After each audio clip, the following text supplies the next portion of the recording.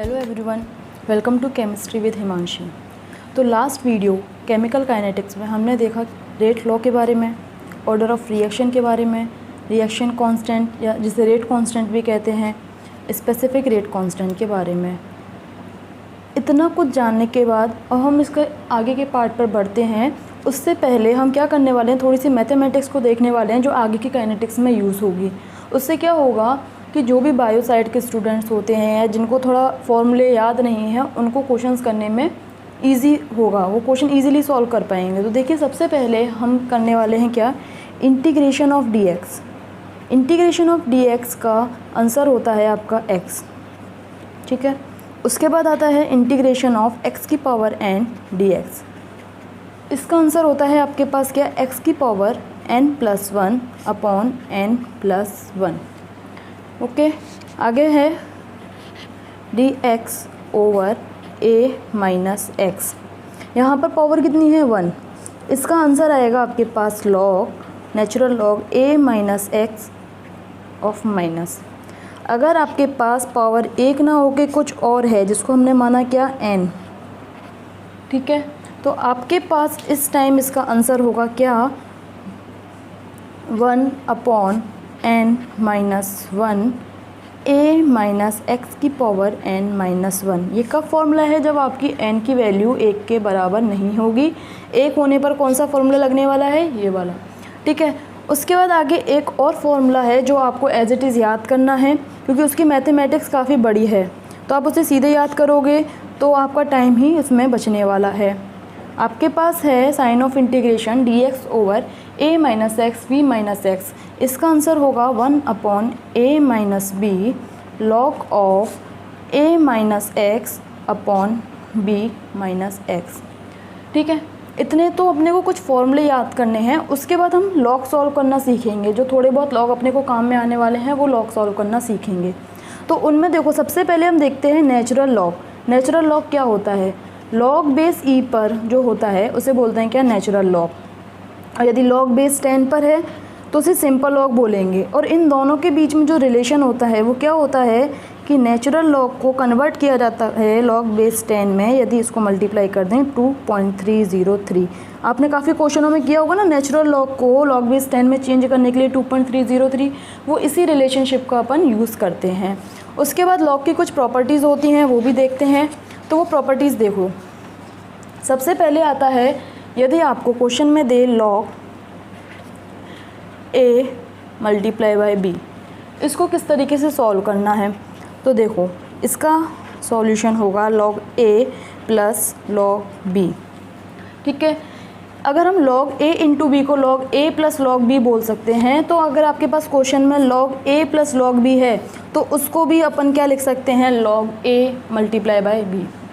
उसके बाद आगे एक log का अगर आपके पास इस तरीके से दिया हुआ है log a अपॉन b, तो उसको लिखते हैं, log कहता है उसको आप इस तरीके से लिख सकते हो। वही बात यदि आप log a अपॉन b को log a minus log b लिख सकते हो, तो log a minus log b को log a अपॉन b भी लिख सकते हैं। उसके बाद log a की पावर n, यानी कि यदि हमारे पास जो एक्सप्रेशन है उसमें पावर n है तो क्या होगा, तो log क्या करता है, जो भी पावर होती है उसे बाहर फेंक देता है। तो इसका आंसर आने वाला है n log a, ठीक है। फॉर एग्ज़ाम्पल आपके पास है log 2 की पावर 4, तो log क्या करेगा, अपनी पावर को बाहर देगा, तो ये होगा, ठीक है। इसके बाद कुछ log की वैल्यूज़ हैं जो आपको याद करनी है। तो देखिए कौन कौन सी log की वैल्यू आपको याद करनी है। log 2 की वैल्यू होती है 0.3010। log 3 की वैल्यू होती है 0.4771। log 5 की वैल्यू होती है 0.6990 और log 7 की वैल्यू होती है 0.8450। ये आपको कुछ लॉग के फॉर्मूले हैं जो आपको याद करने हैं। और लॉग की वैल्यू क्यों याद करनी है, देखो नेट में आपको कैलकुलेटर नहीं मिलता है, तो आपको लॉग की वैल्यूज़ आप कैलकुलेटर के थ्रू नहीं निकाल सकते, आपको याद ही करनी पड़ेगी। आपको इतना याद है तो बाकी के लॉग को तो आप कन्वर्ट कर सकते हैं। जैसे आपको log 2 की वैल्यू याद है और आपके पास क्वेश्चन में log 4 है, इसको निकालने के देखो दो तरीके हैं। log 4 को आप किस तरीके से लिख सकते हो, 2 मल्टीप्लाई बाई 2। और यदि इस वाले फॉर्मूले का यूज़ करते हैं, देखिए इसका, तो इससे log 2 मल्टीप्लाई बाई 2 कितना हो जाएगा, log 2 प्लस log 2, और यहाँ से log 2 की वैल्यू क्या है, 0.3010। इससे एक तो ये तरीका है। दूसरा क्या है, log 4 को आप बोल सकते हो log 2 की पावर 2, ठीक है। और इस वाले फॉर्मूले के अकॉर्डिंग log अपनी पावर को क्या करता है, बाहर फेंकता है, तो 2 log 2। अगेन log 2 की वैल्यू तो हमको याद है और यहाँ से आंसर आ जाएगा। दोनों ही कोई सा भी मेथड आप यूज़ कर सकते हो जो भी आपको याद है। तो जो मेन वैल्यू आपको याद करनी है log में, वो किस किस की है, log 2, log 5, log 3 और log 7, ठीक है। इतना हुआ। उसके बाद आपको ln का मतलब और log का मतलब याद रखना है। ln का मतलब नेचुरल log का मतलब है, ये log बेस e पर है। अपने को क्वेश्चन में वो log बेस e को नेचुरल log में ही देता है और log बेस 10 को पूरा खोल के log में ही लिखता है। एक और चीज़ जो आपको देखनी है, आपको क्वेश्चन में दिया हुआ है log x बराबर 10, ठीक है। अब आपको x की वैल्यू निकालनी है, तो इस x को बिल्कुल प्योर करना होगा। इसके लिए क्या होगा, यहाँ से log को हटाना होगा। log को हटाने के लिए, नेचुरल log को हटाने के लिए एक्सपोनेंशियल का यूज़ करते हैं, ठीक है। तो दोनों तरफ ही एक्सपोनेंशियल लेंगे।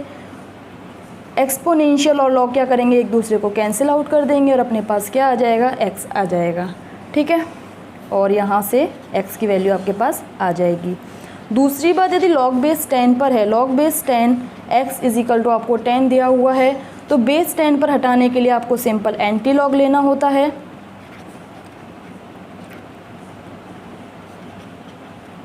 और आपके पास ये आ जाएगा यहाँ से x is equals to anti log 10, ठीक है। ये हुई लॉग और एंटी लॉग की कुछ प्रॉपर्टीज़। अब आगे बात करते हैं आज का टॉपिक जो है क्या, integrated rate law and half life, ठीक है। क्या है आज का टॉपिक अपने पास, integrated rate law and half life, ठीक है।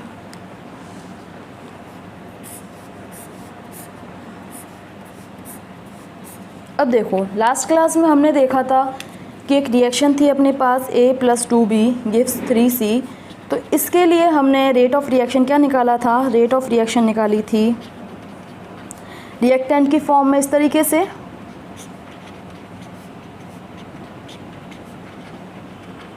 और प्रोडक्ट की फॉर्म में प्लस फॉर्म में, ठीक है। क्योंकि रिएक्टेंट तो अपीयर होता है टाइम के साथ और प्रोडक्ट क्या होता है, फॉर्म होता है। डिसअपीयर होता है रिएक्टेंट और प्रोडक्ट क्या होता है, अपीयर होता है। उसके बाद देखिए, एक हमने साथ में इसके साथ क्या पढ़ा था, रेट लॉ भी पढ़ा था। रेट लॉ क्या कहता है कि रेट क्या होती है रिएक्शन की, प्रोपोर्शनलिटी कांस्टेंट के लगाया, a की पावर x b की पावर बाय, यानी कि a कितना इफेक्टिवली पार्टिसिपेट कर रहा है, b कितना इफेक्टिवली पार्टिसिपेट कर रहा है, उसके बेसिस पर अपन रेट ऑफ रिएक्शन निकाल सकते हैं। अब वही बात है, रेट ऑफ रिएक्शन इसके थ्रू निकालें या इसके थ्रू निकालें, किसी भी मेथड से निकालें, रेट क्या आने वाली है, इक्वल आने वाली है, ठीक है। अब भाई आपको ए पॉइंट से बी पॉइंट पर जाना है, आप सीधे सीधे जाओ या कोई रास्ता बदल के जाओ, ठीक है। आप पहुँचोगे तो बी पर ही ना, ठीक है, आपका एंड पॉइंट तो नहीं बदलने वाला। सेम वही कंडीशन यहाँ पर है। अब देखो, ये जो पहला तरीका आपको बताया, यहाँ पर हम किस चीज़ का यूज़ कर रहे हैं, डिफरेंशिएशन फॉर्म का यूज़ कर रहे हैं। तो इस फॉर्म को बोलते हैं अपन क्या, डिफरेंशियल रेट लॉ।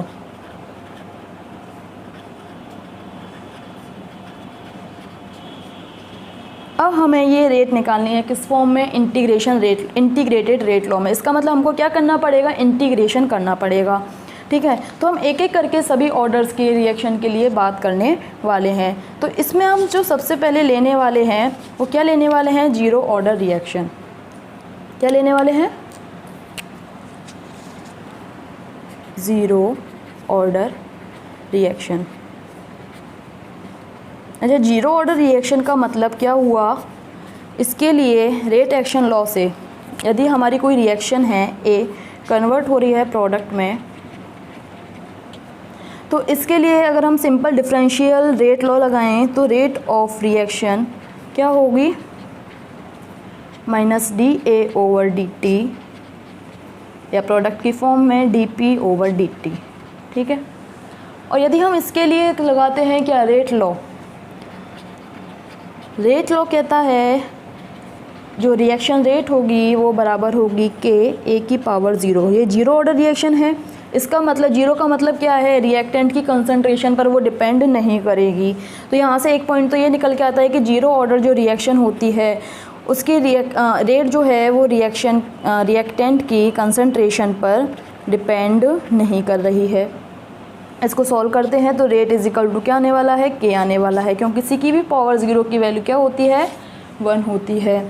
अब देखिए मैंने आपको क्या बोला, रेट आप इस मेथड से निकालो या इस मेथड से निकालो, दोनों ही वैल्यू क्या होने वाली हैं, सेम होने वाली है। तो यहाँ पे मैं रिएक्टेंट वाली टर्म का यूज़ करती हूँ रेट के लिए, तो ये भी अपनी रेट है और ये भी अपनी क्या है, रेट है। तो इन दोनों को मैं इक्वल लिख सकती हूँ।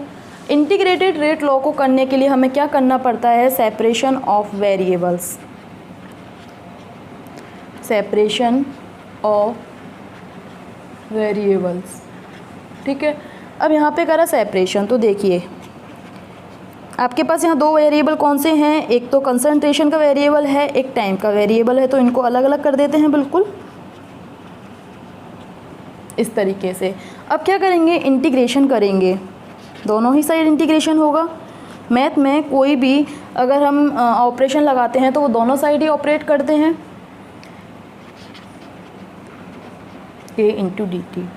अब इसको सॉल्व करते हैं। देखिए आपको डी एक्स का इंटीग्रेशन क्या बताया था, x, तो डी ए का इंटीग्रेशन क्या होगा, माइनस ए, ठीक है। माइनस तो ऑलरेडी है, वही लिखा है। दूसरी बात जो यहाँ पे है, अब देखिए यदि आपके पास इंटीग्रेशन में कोई कांस्टेंट है तो इंटीग्रेशन अपने कांस्टेंट को क्या कर देता है, बाहर फेंकता है और आपके पास इस तरीके से इंटीग्रेटेड फॉर्म आती है जिसका आंसर आपको पता है क्या होता है, x होता है। तो वही चीज़ यहाँ यूज़ करने वाले हैं। ये पहले अपने k को बाहर डालेगा dt और यहाँ से माइनस a की जो वैल्यू आएगी कितनी आने वाली है, kt प्लस c। ये c क्या है आपके पास, ये c है integration constant.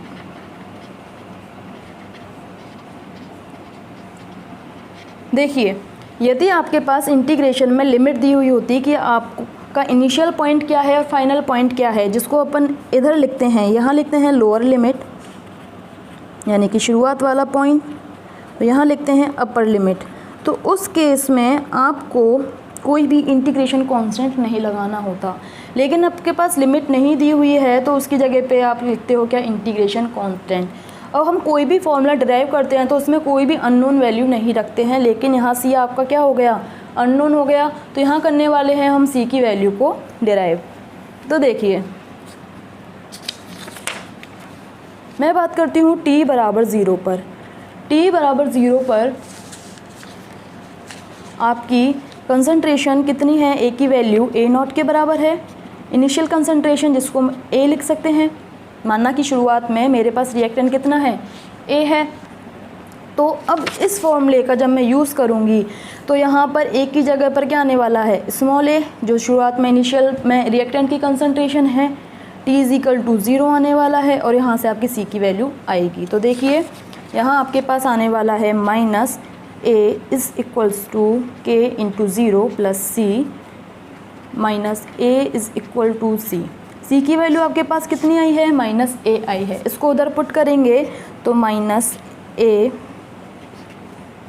Is equals to kt। अब इस माइनस a को भी आप ये ही रहने दीजिए, a0 ही रहने दीजिए। तो ये आया आपके पास क्या, माइनस a0।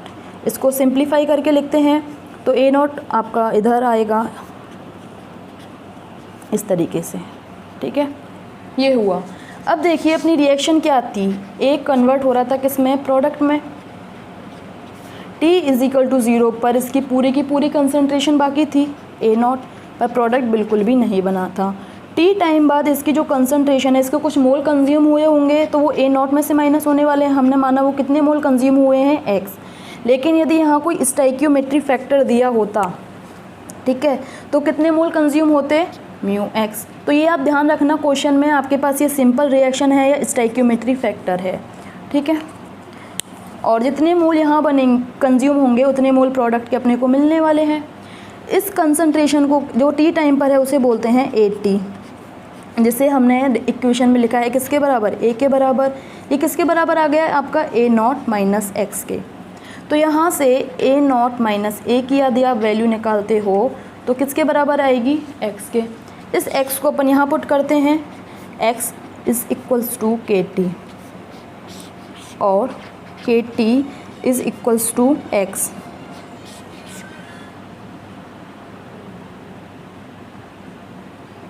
तो यहाँ से इसे बोलेंगे integrated rate law for zero order reaction. ठीक है, इतनी बात हुई। इसके बाद जो हमें बात करनी है वो करनी है किसकी, हाफ लाइफ की। हाफ लाइफ को डिनोट करते हैं टी हाफ। तो चलिए अब आगे बढ़ते हैं और देखते हैं हाफ लाइफ के बारे में। तो देखिए हाफ लाइफ कहते किसे हैं, हाफ लाइफ इसको डिनोट करते हैं टी हाफ से।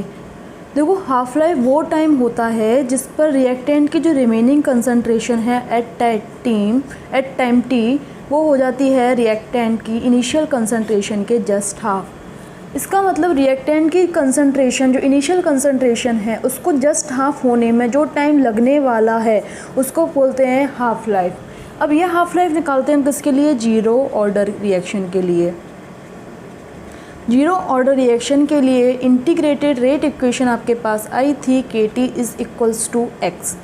ठीक है, अब हमने बोला क्या कि हाफ लाइफ के लिए के इंटू टी हाफ, क्योंकि हमें क्या निकालना है, हाफ लाइफ निकालनी है। एक्स से देखिए क्या होगा, जब अपनी रिएक्टेंट की कंसंट्रेशन एट टाइम टी कितने होने वाली है, a naught by two, initial concentration के जस्ट हाफ होने वाली है। और अभी हम जस्ट देख के आए हैं कि 80 जो है आपका किसके बराबर था, ए नॉट माइनस एक्स। ठीक है, तो यहाँ से आपके पास x की वैल्यू कितनी हो जानी है, x की वैल्यू हो जाएगी आपके पास a naught minus A T, और एट टी हाफ आपके पास ए टी की वैल्यू कितनी है, ए नॉट का जस्ट हाफ। इस वैल्यू को यहाँ पुट करते हैं तो x की वैल्यू आएगी आपके पास a naught minus a naught upon two. X की वैल्यू आपके पास आएगी ए नॉट अपॉन टू। इसका मतलब टी हाफ पर x की वैल्यू कितनी हो गई, ए नॉट बाई टू।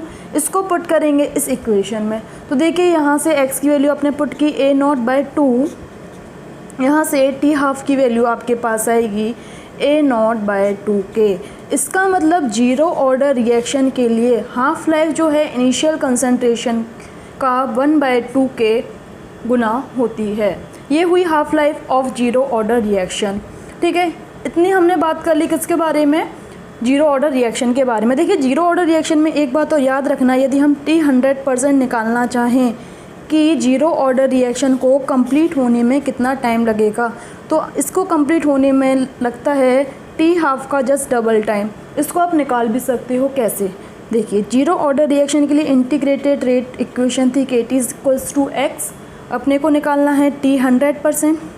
अच्छा बताइए, जब पूरा टाइम हो जाएगा टी 100% का मतलब क्या है, आपके पास रिएक्टेंट बिल्कुल भी नहीं बचा हुआ है, सारा की सारा क्या बन चुका है, आपके पास प्रोडक्ट बन चुका है, पूरा की पूरा रिएक्टेंट प्रोडक्ट में कन्वर्ट हो चुका है एट टी 100% पर। तो वो ही टाइम क्या होता है आपका टी 100%। इसका मतलब अब एक्स की वैल्यू प्रोडक्ट के लिए कंसंट्रेशन की वैल्यू कितनी हो जानी है, ए नॉट हो जानी है। टी 100% की वैल्यू कितनी हो जानी है, ए नॉट अपॉन के। ठीक है, अब देखिए इस इक्वेशन को देखिए आप और इस इक्वेशन को देखिए, इसकी जगह पे यही तो है ये। ठीक है, तो मैं क्या लिख सकती हूँ, यहाँ से यदि मैं ए नॉट अपॉन के की वैल्यू निकालती हूँ तो आती है कितनी, 2t हाफ। इसको मैं इधर पुट कर सकती हूँ, टी 100% आपके पास कितना हो जाना है, 2t हाफ। यही तो बोला, जीरो ऑर्डर रिएक्शन के लिए 100% रिएक्शन पूरी होने में जो टाइम लगने वाला है वो कितना होगा, हाफ लाइफ का जस्ट डबल। एक बात और याद रखना कि केवल जीरो ऑर्डर रिएक्शन ऐसी है जो कंप्लीट होती है, बाकी कोई भी रिएक्शन कंप्लीट नहीं होती। किसी इससे आगे के ऑर्डर के लिए जब आप 100% रिएक्शन होने के लिए जब आप टाइम निकालोगे तो वो इनफाइनाइट आने वाला है, कोई भी रिएक्शन कंप्लीट नहीं होती है। अब हम बात करते हैं फर्स्ट ऑर्डर रिएक्शन के बारे में। तो देखिए फर्स्ट ऑर्डर रिएक्शन। हमने लिया कोई रिएक्शन हो रही है आपकी, ए रिएक्टेंट है, कन्वर्ट हो रहा है किस में, प्रोडक्ट में, ठीक है। यहाँ से आप रेट निकालिए डिफरेंशियल लॉ से, तो रिएक्टेंट के बेस पे निकालेंगे तो minus D A over D T, और प्रोडक्ट के बेस पर आने वाला है D P over D T. सारा कंसेप्ट वही रखना है जो जीरो ऑर्डर के लिए लिखा था। रेट लॉ से यदि हम रिएक्शन रेट निकालेंगे तो के एक की पावर कितना आएगा, 1, क्योंकि ऑर्डर ऑफ रिएक्शन क्या है, 1 है, यानी कि रिएक्टेंट की जो इफ़ेक्टिव कंसंट्रेशन है वो कितनी है, ए की पावर 1 है, ठीक है। अब यहाँ से वही दोनों किसी भी तरीके से रेट निकालो, वैल्यू सेम आने वाली है। तो हम यदि रिएक्टेंट को बेस मान के चले यहाँ, तो D A over D T आपका किसके बराबर हो जाना है, के ए। ये जो कंसंट्रेशन है एट टाइम टी है, ठीक है। यहाँ से अब करेंगे क्या, सेपरेशन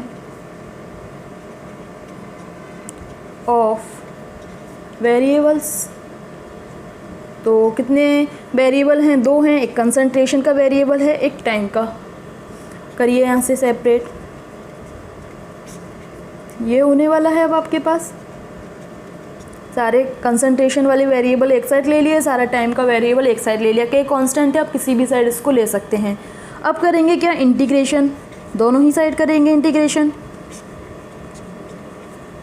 ये कांस्टेंट से बाहर ही रहने देती हूँ, और ये डी टी।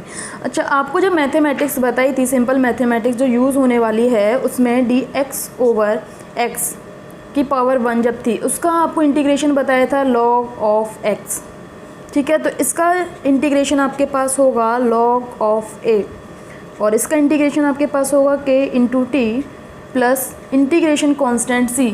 अब ये आपके पास अननोन वैल्यू हो चुकी है, इसको आपको निकालना होगा, क्योंकि हम क्या कर रहे हैं, फाइनल फार्मूला डिराइव कर रहे हैं।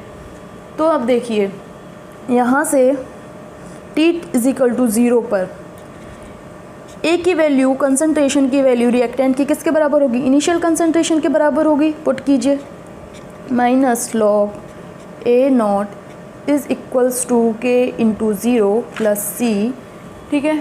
यहाँ से सी की वैल्यू आई आपके पास माइनस लॉग ए नॉट। इस सी की वैल्यू को पुट कीजिए यहाँ पर, आपके पास फाइनल इक्वेशन क्या आने वाली है, आपके पास फाइनल इक्वेशन आने वाली है minus log a is equals to के इंटू टी माइनस लॉग ए नॉट। इसे सिंप्लीफाई करके लिखिए,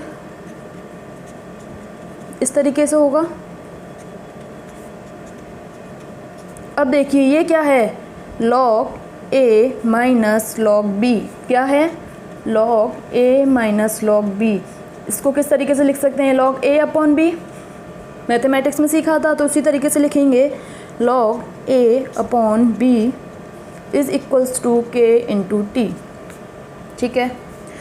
अब देखिए ये इनिशियल कंसंट्रेशन है, let initial concentration A not जो है आपके पास ए है, एट टाइम टी कंसंट्रेशन जो है ये क्या है, टी टाइम पर कंसंट्रेशन है, ये कितनी होती है, ए नॉट माइनस एक्स के।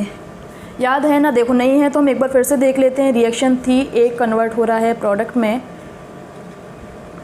t इज़ इक्वल टू 0 पर सारा की सारा अपने पास रिएक्टेंट मौजूद था, प्रोडक्ट 0 था। t टाइम पर यदि इसके x मोल कंज्यूम होते हैं तो रिएक्टेंट आपके पास रहेगा ये, और प्रोडक्ट बन जाएगा x। लेकिन यहाँ पर वही बात आपको याद देनी है, यदि रिएक्शन में स्टोइकियोमेट्री फैक्टर है तो कितने मोल कंज्यूम होने वाले हैं, स्टोइकियोमेट्री फैक्टर का आपको वहाँ मल्टीप्लाई करना है और उतने ही प्रोडक्ट्स के मोल आपको मिलेंगे। तो एक क्वेश्चन करते टाइम ये याद रखना हुआ स्टोइकियोमेट्री फैक्टर है या नहीं है, बाकी आपका कोई भी तरीका नहीं बदलने वाला है। तो इस वैल्यू को आप क्या कहते हैं, ए टी टाइम पर रिएक्टेंट की जो रिमेनिंग कंसंट्रेशन है वही है ये। इसकी वैल्यू देखिए कितनी है, ए नॉट माइनस एक्स, ये है ए नॉट की वैल्यू को हमने ए माना है, ए माइनस एक्स। इन वैल्यूज़ को यहाँ पुट करेंगे तो अपने पास आने वाला है log A upon A minus S X is equals to K T. ये फॉर्मूला क्या हुआ, integrated rate law for first order reaction. ठीक है। यहाँ से आप एक बात और देखिए, मैंने आपको लॉग को सॉल्व करना बताया था। मेरे को यहाँ से केवल और केवल किसकी वैल्यू निकालनी है, मेरे को यहाँ से a/a माइनस एक्स की वैल्यू निकालनी है। तो ये वाली साइड मेरे को फ्री करनी होगी। फ्री करने के लिए, लॉग हटाने के लिए अपन क्या लेते हैं, एक्सपोनेंशियल लेते हैं। तो मैं यहाँ पे लेती हूँ एक्सपोनेंशियल, बोथ साइड होगा इस तरीके से, ठीक है। ये हुआ अपने पास, यहाँ से एक्सपोनेंशियल लॉग को कैंसिल आउट कर देगा, अपने पास आएगा क्या, a/a minus X is equals to exponential K T. Exponential को अपन e की पावर में भी लिखते हैं, ये क्या हुआ, e की पावर के टी, ठीक है। अपने पास अब क्या रिएक्शन होगा, ये देखो मैं से यहाँ पर लिख रही हूँ। अपने पास रिएक्शन है, सॉरी इक्वेशन है a/a minus X is equals to ये। अब मैं इस इक्वेशन को जस्ट रिवर्स करके लिखती हूँ, या पहले आपको समझाने के लिए कहूँ तो क्रॉस मल्टीप्लाई कर दूँ, तो मेरे पास आने वाला है ये इनिशियल कंसंट्रेशन है, ये टी टाइम पर कंसंट्रेशन। यदि मैं इसको बोलूँ सी नॉट और टी टाइम पर कंसंट्रेशन को बोलूँ सी टी, तो इक्वेशन कुछ इस तरीके से हो जाएगी आपके पास, ठीक है। अब यहाँ से देखिए आपके पास क्या इक्वेशन आ गई, c naught is equal to c t e की पावर के टी। यहाँ से सी टी की वैल्यू कितनी आएगी आपके पास, सी नॉट अपॉन ई की पावर के टी, और इसको इक्वेशन को सॉल्व करेंगे तो कुछ इस तरीके से होगा। ये इक्वेशन कहीं पढ़ी पढ़ी लग रही है, यस। ये क्या है, विलहेल्म की इक्वेशन। कौन सी है, विलहेल्म की इक्वेशन, ठीक है। तो विलहेल्म की इक्वेशन कोई अलग से इक्वेशन नहीं है, जो अपना फर्स्ट ऑर्डर रिएक्शन के लिए इंटीग्रेटेड रेट लॉ था उसको हमने बस सॉल्व किया है। वही इक्वेशन आपके पास क्या आ रही है, विलहेल्म की इक्वेशन आ रही है, ठीक है। इतना हुआ। इसके बाद देखिए अपन क्या देखने वाले हैं, अपन देखेंगे half life. Again half life को शो करेंगे किससे, टी हाफ से। ये वो टाइम है जिस पर रिएक्टेंट की कंसंट्रेशन इनिशियल कंसंट्रेशन की जस्ट हाफ हो जाने वाली है, तभी तो उसको हाफ लाइफ बोला है, ठीक है। अब बात करते हैं, देखिए आपके पास इंटीग्रेटेड रेट लॉ क्या है, log a/a minus X is equals to K T, ठीक है। अब देखिए यहाँ से लॉग a माइनस एक्स क्या था आपका, 80 था, ठीक है। और 80 की वैल्यू क्या होने वाली है, इनिशियल का जस्ट हाफ होने वाली है। इसको हमने इनिशियल को a माना हुआ है इस पूरी इक्वेशन में। तो 80 की वैल्यू आपके पास a/2 और k इंटू टी हाफ, क्योंकि हम ये कौन सा टाइम है जहाँ पर हाफ कंसंट्रेशन हो जाएगी। सॉल्व करते हैं, log a/a into 2 is equals to k into T half. a से a कैंसिल आउट, आपके पास आया क्या, log of 2 K T half. अच्छा, नेचुरल लॉग में तो हमने कोई वैल्यू याद ही नहीं करी है, हमने की है लॉग बेस 10 में, तो इसे कन्वर्ट करेंगे लॉग बेस 10 में, के टी हाफ। ओके, अब यहाँ से देखिए 2.303 लॉग बेस 10 पे 2 की वैल्यू क्या आपको बताई थी, आपको 0.3010 is equals to K T half हुआ। अब यहाँ से देखिए जब आप इसको सॉल्व करोगे तो ये आपके पास आएगा 0.693, ठीक है। ये हुआ के टी हाफ। तो यहाँ से देखिए आपके पास टी हाफ की वैल्यू कितनी आने वाली है, 0.693 अपॉन के, ठीक है।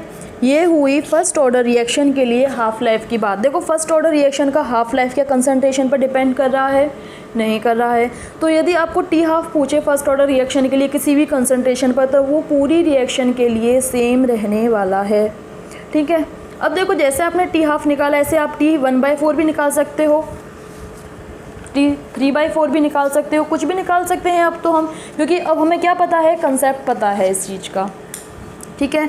इतना हुआ। अब फर्स्ट ऑर्डर रिएक्शन के लिए आप एवरेज लाइफ की भी बात करते हैं, तो देख लेते हैं फर्स्ट ऑर्डर रिएक्शन के लिए एवरेज लाइफ क्या होती है, जिसे डिनोट करते हैं टी एवरेज से। तो ये होती है आपकी रेट कांस्टेंट के इन्वर्स के बराबर, ठीक है। अब बात आती है रेट कांस्टेंट कैसे निकालें। रेट कांस्टेंट मैं उसी फॉर्मूले से तो निकालूंगी जो मेरा कभी चेंज नहीं होने वाला है। फर्स्ट ऑर्डर का हाफ लाइफ 0.693 अपॉन के, जो कि पूरी रिएक्शन के दौरान चेंज नहीं होगा। तो यहाँ से के की वैल्यू आपके पास क्या आएगी 0.693 अपॉन टी हाफ। इस वैल्यू को पुट करूँगी कहाँ, इधर, तो टी एवरेज आपके पास आने वाला है 1/6.693 अपॉन टी हाफ। इसको ऊपर जाएगा, ये आपके पास आएगा 1/0.693 मल्टीप्लाई बाय टी हाफ। इसको सॉल्व करोगे तो टी एवरेज आएगा 1.4 टी हाफ। यानी कि फ़र्स्ट ऑर्डर रिएक्शन के लिए जो एवरेज लाइफ होती है आपकी क्या होती है, हाफ लाइफ का 1.4 गुना होता है। अब देखिए आपने यहाँ क्या क्या निकाल लिया, सिंपल टी। हाँ, एक बात और देखिए, टी 100% जो मैंने आपको बोला था कि जीरो ऑर्डर रिएक्शन के अलावा सभी ऑर्डर के लिए टी 100% इनफाइनाइट होने वाला है, क्योंकि वो रिएक्शन कभी कंप्लीट होती ही नहीं है। 100% कंप्लीट होने में बहुत ज़्यादा टाइम लगने का मतलब, इनफाइनाइट मतलब क्या है कि वो रिएक्शन कभी पूरी नहीं होनी है। इस चीज़ को हम प्रूफ भी कर सकते हैं, कैसे देखिए। फर्स्ट ऑर्डर रिएक्शन के लिए रेट लॉ था integrated K T is equal to log A upon A minus X. K T 100% के लिए बात कर रहे हैं, लॉग ए अपॉन, ठीक है। यहाँ से आपके पास प्रोडक्ट की कंसंट्रेशन अब टोटल रिएक्टेंट की इनिशियल कंसंट्रेशन के बराबर हो जानी है 100% पर। ये क्या होगा, लॉग ए अपॉन 0, इसको बोल दूँ लॉग इनफाइनाइट। लॉग इनफाइनाइट की वैल्यू आपके पास क्या होगी, इनफाइनाइट, और टी 100% की वैल्यू क्या आ जानी है, इनफाइनाइट। यदि आपको पेपर में अब वो एक कंपैरिजन भी दे सकता है, क्या, टी हाफ, टी एवरेज और टी 100% को इंक्रीजिंग ऑर्डर में जमाओ, ठीक है, कि कौन सा टाइम सबसे ज़्यादा है, ठीक है। टी हाफ को एज इट इज़ लिखा मैंने अभी, टी एवरेज कितना था 1.4 टाइम्स था टी हाफ के, और टी 100% आपका क्या है, इनफाइनाइट है। अब आप उसको एक ऑर्डर में जमा सकते हो, किस तरीके से, इस तरीके से। इसका मतलब टी हाफ सबसे कम होगा फर्स्ट ऑर्डर के लिए, टी एवरेज उससे ज़्यादा, और टी 100% सबसे ज़्यादा, ठीक है। ये फर्स्ट ऑर्डर रिएक्शन के लिए हमने किसकी बात कर ली, हाफ लाइफ की बात कर ली, टी एवरेज की बात कर ली, 100% की बात कर ली, और उनके बीच में जो एक ऑर्डर है इंक्रीजिंग ऑर्डर, उसकी बात हम कर चुके हैं। अब फर्स्ट ऑर्डर रिएक्शन में क्या होता है, ज़रूरी तो नहीं हमेशा वो आपको लिक्विड्स में दे, जो रिएक्टेंट है वो लिक्विड फॉर्म में हो या सॉलिड फॉर्म में हो, गैसियस फॉर्म में भी हो सकता है। गैसियस फॉर्म में कंसंट्रेशन को हम किसकी फॉर्म में लेते हैं, प्रेशर की फॉर्म में लेते हैं। अब यहाँ बात आती है कि यार एक अलग से फॉर्मूला याद करना पड़ेगा, नहीं करना पड़ेगा, हमें क्या करना है, कंसेप्ट पर रहना है। तो देखिए बात करते हैं हम, इसको हम एक क्वेश्चन से समझेंगे, जिससे क्या होगा, आप कभी भूलने नहीं वाले इस चीज़ को। तो देखो मैंने आपके लिए कुछ क्वेश्चंस भी लिखे हुए हैं, जो जो डिफरेंट फॉर्मूला फर्स्ट ऑर्डर के लिए आने वाले हैं वो सभी हम क्वेश्चन के थ्रू सीखेंगे, ठीक है। देखिए आपको क्वेश्चन में दिया हुआ है क्या, नाइट्रस ऑक्साइड N2O डिकम्पोज हो रहा है किस में, N2NO2 में। N2O आपका डिकम्पोज हो रहा है किस में, N2 plus half of O2। Balance कर लिया अभी से इक्वेशन। तो और दिया हुआ है रिएक्टेंट और प्रोडक्ट सभी क्या हैं, गैसियस फॉर्म में हैं, ये भी गैसियस फॉर्म में है, ये भी गैसियस फॉर्म में, ये भी गैसियस फॉर्म में। अब आपसे पूछा है क्या, if the reaction is first order, ये आपको गिवन है, क्या गिवन है, ये जो रिएक्शन है वो कैसी है, फर्स्ट ऑर्डर रिएक्शन है, ठीक है। तो अब आपसे पूछा है कि हमको ये एक्सप्रेशन कैसे डेवलप करना है, function of time, initial pressure और टोटल प्रेशर की टर्म में जो फर्स्ट ऑर्डर का रेट कांस्टेंट होता है उसे डिराइव करना है। फर्स्ट ऑर्डर रिएक्शन का इंटीग्रेटेड रेट लॉ क्या कहता है, K T is equal to log A upon A minus X. But question में हमें क्या पूछा है, इनिशियल प्रेशर और फाइनल प्रेशर की टर्म में हमें आंसर चाहिए, ठीक है। तो अपन लेट कर लेते हैं क्या, इनिशियल प्रेशर है P0, ठीक है, और फाइनल प्रेशर है PT। देखो ध्यान देना, अगर आप ध्यान दोगे तो आपको ये फॉर्मूला कभी याद नहीं करना पड़ेगा। T इज इक्वल टू 0 पर रिएक्टेंट बिल्कुल भी प्रोडक्ट में कन्वर्ट नहीं हुआ है, तो इसका जो इनिशियल प्रेशर है वही रहने वाला है, यहाँ कुछ भी नहीं बना। T टाइम पर इसका जो प्रेशर होगा, अपन ने माना कि जो ये कंज्यूम हो रहा है अपने पास x मोल जो कंज्यूम हो रहे हैं, अब यहाँ वो मोल की जगह क्या आने वाला है, प्रेशर की टर्म आने वाली है, तो वो मान ली मैंने क्या, P, ठीक है। इसका जो P प्रेशर है वो कम हुआ है, तो इधर P और इधर हाफ ऑफ P, जो स्टोइकियोमेट्री फैक्टर होता है वह साथ के साथ आता है, जैसे मोल में करते हैं वही काम हम प्रेशर की टर्म में करने वाले हैं, ठीक है। अब देखिए यहाँ से ए जो है आपका क्या था, इनिशियल कंसंट्रेशन था, तो ए की जगह पे तो आप क्या रख दोगे, पी नॉट रख दोगे। लेकिन जो ए माइनस एक्स है यानी कि टी टाइम पर जो कंसंट्रेशन आप लिखते थे उसे प्रेशर की टर्म में आपको लिखना है। इसका मतलब यहाँ से आपको किसकी वैल्यू चाहिए, टी टाइम पर कितना प्रेशर है वो चाहिए आपके लिए। तो देखिए यहाँ से हम टोटल प्रेशर निकालते हैं, total pressure at time T.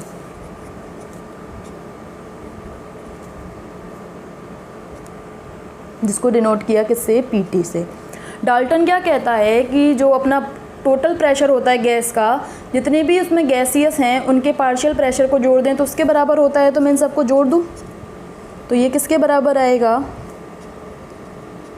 इसके बराबर। अब देखिए सॉल्व कीजिए इसे, आपके पास ये कैंसिल आउट हो जाएगा और आपके पास आएगा ये P not plus P upon 2 आया। ए माइनस एक्स में प्रेशर की टर्म में ये कितना है, पी नॉट है, और x की वैल्यू क्या है आपके पास, स्मॉल p, पर ये p अननोन है, यही p तो अपने को निकालना है। अब इसको सॉल्व कीजिए, p अपॉन 2 आपके पास आएगा P T minus P not, और यहाँ से p की वैल्यू आपके पास आ जाएगी 2pt माइनस 2p नॉट। ठीक है, ये आया। इस p की वैल्यू को रखेंगे अपन कहाँ, यहाँ। तो देखिए अब आपके पास p नॉट a की जगह पर आने वाला है, a माइनस एक्स में आपके पास माइनस p की वैल्यू आपके पास क्या आई है, 2pt minus 2p not. Put कीजिए 2pt माइनस 2p नॉट। ठीक है, सॉल्व कीजिए इसको, p not minus 2pt plus 2p not आपके पास आया 3p नॉट माइनस 2pt आ गया। आपके पास a की वैल्यू है, आपके पास a माइनस एक्स की वैल्यू है, आपको ये किस में पुट करनी है, इसमें जो अपना इंटीग्रेटेड रेट लॉ है। पुट कीजिए K T is equals to log P not upon 3p not minus 2pt। आपसे क्या पूछा था, रेट कांस्टेंट पूछा था, तो रेट कांस्टेंट निकाल दीजिए यहाँ से। आया ये इनिशियल प्रेशर फाइनल प्रेशर की टर्म में आपके पास क्या आ गया, रेट कांस्टेंट। तो आपको अब क्या कर सकता है, क्वेश्चन में आपको इनिशियल प्रेशर की वैल्यू दे देगा, फाइनल प्रेशर की वैल्यू दे देगा और आपसे के की वैल्यू पूछेगा, तो वहाँ आपको डरना नहीं है कि ये फार्मूला हमने नहीं पढ़ा, हमने सभी फार्मूले अब पढ़े हैं। इसके बाद जो क्वेश्चन आपको दे सकता है थोड़ा लीक से हटकर, वो क्या है, देखो पहले एक क्वेश्चन है, कुछ क्वेश्चंस करेंगे, देखो सारा कंसेप्ट क्लियर हो जाना है आपका। एक क्वेश्चन है आपके पास, फ्रॉम द फॉलोइंग डाटा, आपको कुछ डाटास दिए हुए हैं और दिया हुआ है decomposition of ammonium nitrate in aqueous solution show that the reaction जो है वो फर्स्ट ऑर्डर है। दिया हुआ है कि अमोनियम नाइट्रेट का जो डिकम्पोजिशन हो रहा है किसमें, एक्वस सॉल्यूशन, वो कैसा है, फर्स्ट ऑर्डर रिएक्शन है। ये आपको गिवन है, इसका मतलब इतना तो पता है, यहाँ फॉर्मूला क्या है, K T is equal to log A upon A minus X. ये डिकम्पोज हो रहा है और आपको अगर रिएक्शन भी नहीं पता है तो वहाँ पर देखो दिया हुआ है वॉल्यूम ऑफ N2, रिएक्टेंट ये है आपके पास, इसका मतलब N2 कहाँ प्रेजेंट होगा, आपका प्रोडक्ट में प्रेजेंट होगा आपका। ठीक है, वॉल्यूम क्या दिया हुआ है, N2 का दिया हुआ है। इसका मतलब अब क्वेश्चन हम रिएक्टेंट से सॉल्व नहीं करेंगे, किससे सॉल्व करने वाले हैं, प्रोडक्ट से सॉल्व करेंगे। ठीक है, कुछ नहीं करना, फॉर्मूला यही रहना है, अपने को बस इनिशियल वैल्यू और टी टाइम पर वैल्यू कैलकुलेट करनी है। ठीक है, अब देखिए इनिशियल कंसंट्रेशन क्या वो होती थी, इनिशियल कंसंट्रेशन हम बोलते थे जो मैक्सिमम कंसंट्रेशन होती थी रिएक्टेंट की। तो प्रोडक्ट के केस में इनिशियल कंसंट्रेशन क्या होगी, वो होगी यानी कि ए की वैल्यू क्या होगी आपके पास, जहाँ पर पूरा की पूरा प्रोडक्ट आपको मिल चुका है वही तो उसकी मैक्सिमम कंसंट्रेशन होती है। तो वो मैक्सिमम कंसंट्रेशन आपको दी हुई है वॉल्यूम की फॉर्म में, कितनी, 35.05। ठीक है, इनफाइनाइट टाइम पर आपको मैक्सिमम कंसंट्रेशन मिलने वाली है N2 की। ठीक है, तो यहाँ से आपके पास A की वैल्यू किसके बराबर आ जानी है, इनफाइनाइट के बराबर। ठीक है, अब देखिए, सॉरी इसमें आपको दिया नहीं है फर्स्ट ऑर्डर, इसमें आपको निकालना है कि ये जो रिएक्शन है आपको फर्स्ट ऑर्डर लॉ फॉलो करती है। अब देखिए यहाँ से आप क्या करिए, आपके पास V इनफाइनाइट आ चुका है यानी कि A की वैल्यू आ चुकी है A माइनस एक्स, आपको डिफरेंट टाइम पर कंसंट्रेशन वॉल्यूम के फॉर्म में दी हुई है। यहाँ से आप निकालिए, देखो 10 मिनट पर 10 मिनट पर यदि अपन a माइनस एक्स की बात करते हैं तो यहाँ आपके पास क्या होगा, 5.05 माइनस 6.25, क्योंकि आपके पास 10 मिनट्स पर जो बना है प्रोडक्ट कितना बना है 6.25, तो आपके पास जो n2 की वैल्यू है वो कितनी हो जानी है 10 मिनट पर a माइनस एक्स की वैल्यू, इसको सॉल्व कीजिए, 0, 10 में से 2 गए 8, 14 में से 6 गए 8, 28.20।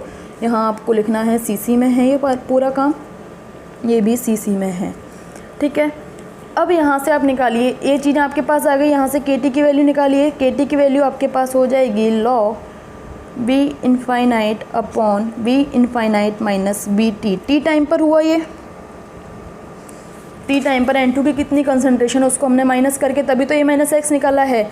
तो ये फॉर्मूला भी आपको याद करना है, और यदि आप भूल जाओ तो आपको कंसेप्ट पर टिके रहना है, ठीक है। तो यहाँ से आप जब के टी की वैल्यू निकालोगे तो लॉग 35.05 अपॉन 28.80, इसको आप जब सॉल्व करोगे ना तो यहाँ से आपके पास टी की वैल्यू कितनी है, ये 10 मिनट्स पर है, के की वैल्यू मैंने आपको सॉल्व करके लिखा हुआ है, ये आएगी 0.01976, ठीक है, मिनट इनवर्स।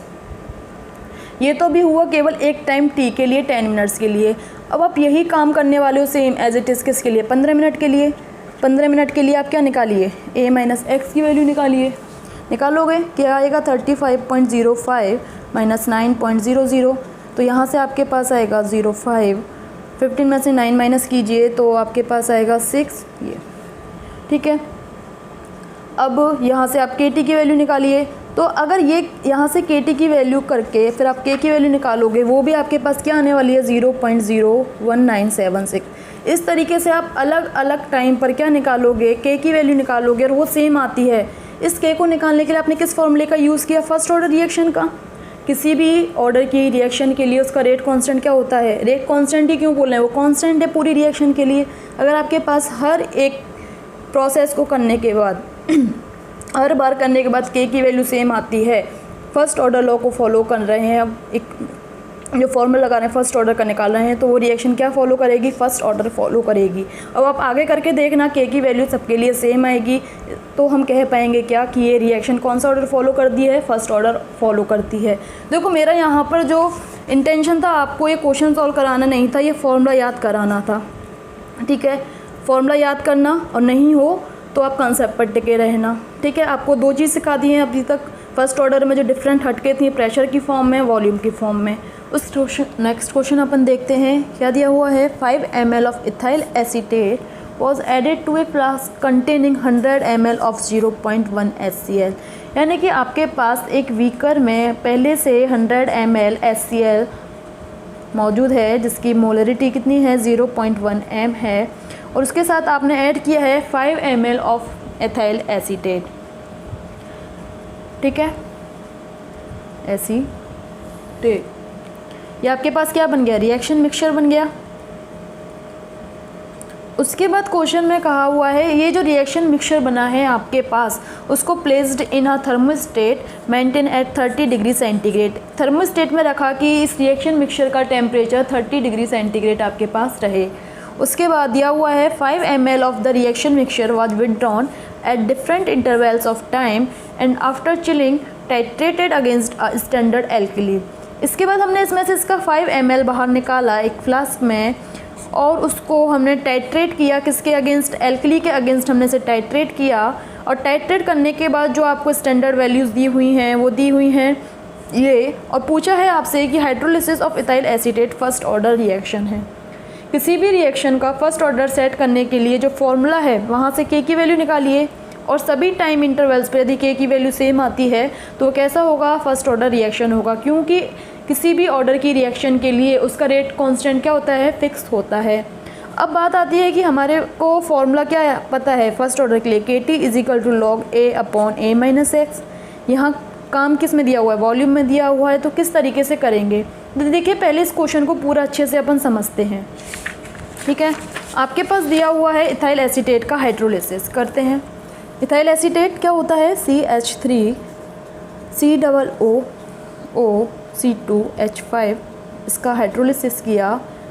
HCl का मतलब इन द मीडियम कैसा एसिडिक है, एसिड आपके पास आएगा ये, ठीक है।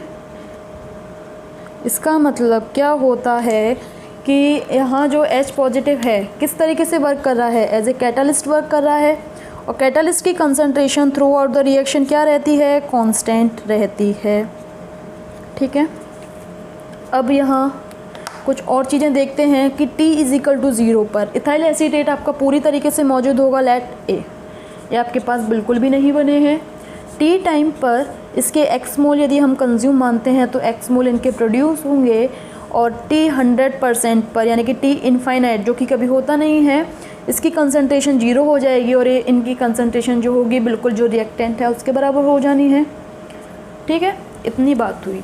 अब आपके पास देखिए, फर्स्ट आप सैंपल लेके चलिए, ये इसमें आपने अपना 5 ml मिक्सचर लिया है, ले लिया 5 ml रिएक्शन मिक्सचर, ठीक है, और आपने इसे टाइट्रेटेड करना शुरू किया एल्कली से। शुरुआत में CH3COOH बिल्कुल नहीं बना है, तो बेस किसको टाइट्रेट करेगा, एसिड को टाइट्रेट करेगा। एट T = 0 जो बेस की कंसंट्रेशन यूज़ में आने वाली है वो किसके बराबर हो जाएगी, जो एसिड है उसके मोल्स के बराबर हो जाएगी, ठीक है। इसे इक्वेशन नंबर नाम दे दीजिए 1। अब बात करते हैं T टाइम पर, जो कंसंट्रेशन VT होगी। अब देखिए T टाइम पर H पॉजिटिव तो मौजूद है ही, साथ में आपके पास दूसरा एसिड क्या बनने लग गया है, CH3COOH। इसका मतलब अब बेस को किस किस को टाइट्रेट करना होगा, H पॉजिटिव को, साथ में CH3COOH को। एसिड की कंसंट्रेशन में तो कोई चेंज होना ही नहीं है, कैटालिस्ट है, साथ में कितने मोल अपने पास CH3COOH बनाए, x मोल, तो इसको टाइट्रेट करने में गया। इसके बाद जब अपन बात करते हैं T इनफाइनाइट टाइम पर, V इनफाइनाइट किसके बराबर होगा, देखो इनफाइनाइट टाइम पर H पॉजिटिव तो एज इट इज़ मौजूद है, लेकिन अब CH3COOH कितना हो गया है, A मोल बन चुका है, पूरी इसकी कंसंट्रेशन इनिशियल के बराबर आ चुकी है। तो अब हमें टाइट्रेट करने के लिए जितना भी बेस चाहिएगा उसके बराबर ये हो गया, ठीक है। अब देखिए यहाँ से इन तीनों इक्वेशन का यूज़ करके आप A की वैल्यू निकालिए और A - x की वैल्यू निकालिए।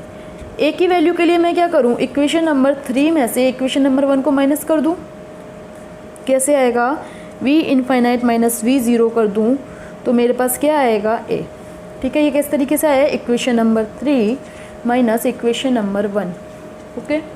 अब आगे देखिए A - x के लिए मैं क्या करूँ, इक्वेशन नंबर 3 में से इक्वेशन नंबर 2 को माइनस कर दूँ, क्या, इक्वेशन नंबर 3 में से इक्वेशन नंबर 2 को माइनस किया, मेरे पास आएगा V इनफाइनाइट माइनस VT, ये किसके बराबर आ गया, A - x के, ठीक है। अब फॉर्मूला लगाइए,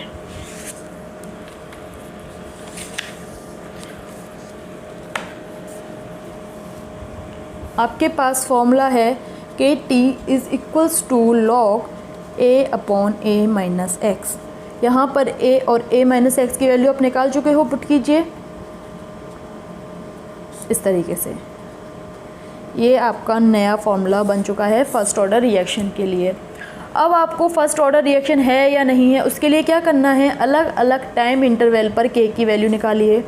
किस किस टाइम इंटरवल पर, T = 75 के लिए K की वैल्यू निकालिए, T = 119 के लिए K की वैल्यू निकालिए, और T = 183 के लिए K की वैल्यू को निकालिए। और यदि ये तीनों वैल्यू सेम आती हैं तो कौन सा ऑर्डर रिएक्शन हो जाएगा, फर्स्ट ऑर्डर रिएक्शन आपको आ जाएगा। नेट के एग्ज़ाम में आपसे ये तो पूछेगा नहीं है फर्स्ट ऑर्डर है या सेकंड ऑर्डर है, वो आपको देगा फर्स्ट ऑर्डर है और आपसे किसकी वैल्यू निकलवाएगा, K की वैल्यू। तो आपको किस फॉर्मूले का यूज़ करना है, इस फॉर्मूले का यूज़ करना है। आई बात समझ में। अब देखो हमने फर्स्ट ऑर्डर के लिए simple formula KT = log A/A - x भी पढ़ लिया। अभी हाइड्रोलिसिस के लिए formula V infinite minus V0, V infinite minus VT भी पढ़ लिया, प्रेशर के टर्म में भी हमने पढ़ा था। अब देखो यहाँ तो क्वेश्चनों को वो किसी भी तरीके से चेंज कर सकता है और आपको आंसर निकालने को आ सकता है। एक आपने KT का फॉर्मूला जो पढ़ा था वो किस तरीके से पढ़ा था, जो आपने N2 वाले क्वेश्चन में किया था, वहाँ आपके पास था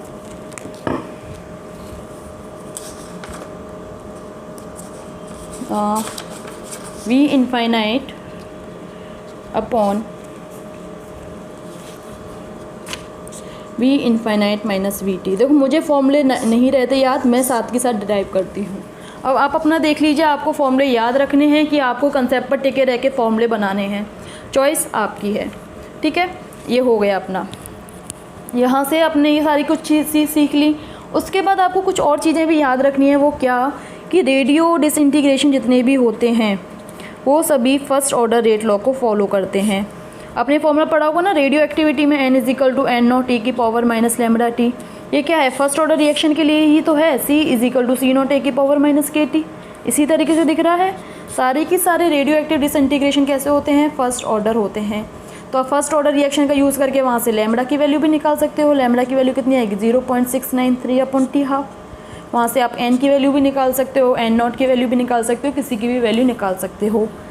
बैक्टीरियल ग्रोथ जो होती है वो भी फर्स्ट ऑर्डर रिएक्शन को फॉलो करती है, लेकिन यहाँ बात हो रही है किसकी, ग्रोथ की। तो यहाँ फॉर्मूले में बस थोड़ा सा चेंज हो जाएगा, माइनस के टी की जगह क्या आ जाना है, प्लस के टी आ जाना है। ये भी आपको याद रखना है, एग्ज़ाम में इस तरीके से आपको दे सकता है। अब बात होती है कि आपको यदि पेपर में पूछ ले कि आपका कितना फ्रैक्शन आपको सी मिलेगा, कितने इतने टाइम बाद कितना फ्रैक्शन सी मिलेगा, तो वो क्वेश्चंस कैसे सॉल्व करेंगे। देखिए पहले अपन कंसेप्ट पे टिके रहेंगे, उसके बाद हम फॉर्मूला डिराइव करेंगे। ठीक है, आपकी चॉइस है आपको क्या याद करना है। तो देखो आपके लिए एक इस तरीके का क्वेश्चन भी मैंने लिखा हुआ है। क्वेश्चन है what fraction of first order reaction, ये दिया हुआ है क्वेश्चन में फर्स्ट ऑर्डर रिएक्शन का, is remains after 80 minute if their quarter life is 40 minute. आपको क्वेश्चन में क्या दिया हुआ है, क्वार्टर लाइफ दी हुई है। क्वार्टर लाइफ का मतलब क्या है, 75% आपका रिएक्टेंट क्या हो चुका है, कंज्यूम हो चुका है। उस क्या दिया हुआ है, ये 40 मिनट दिया हुआ है। और आपको टी 80 मिनट हो तो आपको बताना है सी अपॉन सी नॉट। ये फ्रैक्शन किसके, उसी को तो बोलते हैं कितना बचा इनिशियल के रेस्पेक्ट में, उसको फ्रैक्शन बोलते हैं। ये आपको निकालना है। तो देखिए कंसेप्ट देखते हैं। सबसे पहले आपको फर्स्ट ऑर्डर रिएक्शन का रेट लॉ कहता है कि T is equal to log A upon A minus X. यहाँ से के की वैल्यू, टी जो है के की वैल्यू होगी 1 upon T log A upon A minus X. के की वैल्यू नहीं दी हुई है, लेकिन हमको ये एक चीज़ दी हुई है, हम इसका यूज़ करेंगे। टी 75% आपको 40 मिनट दिया हुआ है। लॉग शुरुआत में यदि हम कंसंट्रेशन को 100 माने, ठीक है, 75% ख़त्म होने के बाद आपके पास कितना बचेगा, 25 बचेगा। आफ्टर 75% कंज्यूम हो जाएगा तो a माइनस एक्स कितना हो जाएगा, 100 माइनस 75 इज इक्वल टू 25। ठीक है, तो यहाँ से देखिए k is equals to 1 upon 40 log, ये क्या हो गया 4। ठीक है, k is equals to 1 upon 40 log से 2 का स्क्वायर बोल सकती हूँ मैं। इतनी बात हो गई अपने पास। ये किसकी वैल्यू आ गई, k की वैल्यू अपने पास आ गई। ठीक है, अब देखिए अपने को निकालना है 80 मिनट पर कितना फ्रैक्शन होगा। 80 के लिए कितना फ्रैक्शन आपको निकालना है, तो अगेन फॉर्मूला पुट करते हैं क्या, K T is equals to log A upon A minus X. आपको इसकी वैल्यू निकाल लो, और ये वैल्यू इसको किस तरीके से लिख सकते हो, log c upon c naught upon c बोल सकते हो। पहले आप सी नॉट अपॉन सी निकाल दो, फिर उसको इन्वर्स कर दो। तो देखिए यहाँ से लॉग सी नॉट अपॉन सी कितने बराबर हुआ, के टी के बराबर। के की वैल्यू आप ये निकाल चुके हो, पुट कीजिए यहाँ पे 1 अपॉन 40। देखो यहाँ पे इसको के को सॉल्व कर लीजिए, ये बाहर फेंकेगा लॉग, ये कितना हुआ लॉग 2। ठीक है, अब यहाँ से चलिए मत कीजिए सॉल्व, इसको इतना ही रहने दीजिए इसको। ठीक है, आपके पास आएगा ये 1 अपॉन 40 लॉग 4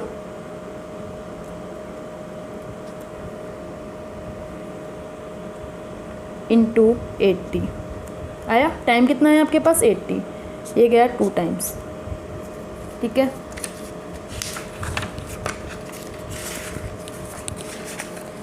आपके पास अब क्या आने वाला है, log c upon c naught, sorry c naught upon c की जो वैल्यू है वो क्या आ जाएगी 2 लॉग 4। जिस तरीके से अपन लॉग एक की पावर n में बोलते थे कि लॉग अपने पावर को बाहर फेंकता है इस तरीके से। तो इस चीज़ को अपन इस तरीके से भी तो लिख सकते हैं कि इस पावर को ऊपर ले आओ, तो अपन वही काम यहाँ करने वाले हैं। यहाँ से log c upon c not क्या आ जाएगा, log 4 की पावर 2। हमें pure c upon c not चाहिए, दोनों तरफ क्या लेंगे, एक्सपोनेंशियल लेंगे।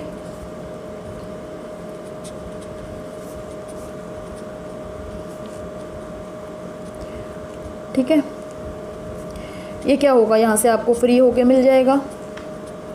आप पता क्या होता है, कई बार हम लोग इस चीज़ को सीधे काट देते हैं कि log से log गया और इतना आया। उसका जो बेसिक प्रोसेस होता है वो ये होता है। अब आप सीख गए हो तो आप डायरेक्ट यहाँ से कट भी कर सकते हो नेट के एग्ज़ाम में, लेकिन आपके पास ये काम आपको ग्रेजुएशन में करना हो तो ये पूरी तरीके से करना है। तो यहाँ से आपके पास देखो, अगेन हमने मिस्टेक कर दी है, c नॉट अपॉन c था,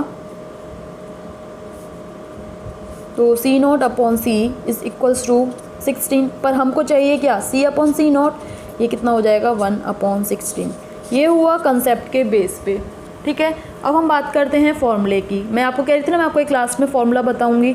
तो फ्रैक्शन निकालना हो आपको c अपॉन c नॉट, उसके लिए फॉर्मूला यूज़ करना 1 अपॉन 2, यहाँ पर पावर में लिखना नंबर ऑफ हाफ लाइफ। ठीक है, या इस फॉर्मूले को लिखना 1 अपॉन 2 की पावर n। अब क्या होता है, जनरली हम n ऑर्डर ऑफ रिएक्शन को कहते हैं तो भूलने के चांसेस ज़्यादा होते हैं, तो डायरेक्ट इसी फॉर्म में याद रखो तो ज़्यादा अच्छा है, बाकी आप पे डिपेंड करता है। नंबर ऑफ हाफ लाइफ आपको यदि निकालने हैं तो देखो इसी क्वेश्चन से देखते हैं अपन। ठीक है, तो है इस फ्रैक्शन फॉर्मूले को कैसे आया है, कैसे आया है देखते हैं। ठीक है, अब आप देखिए, हम सिंपल बात करते हैं।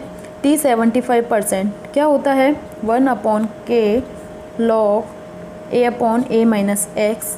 t 75% पर यह आपके पास हो जाता है इतना, log 4।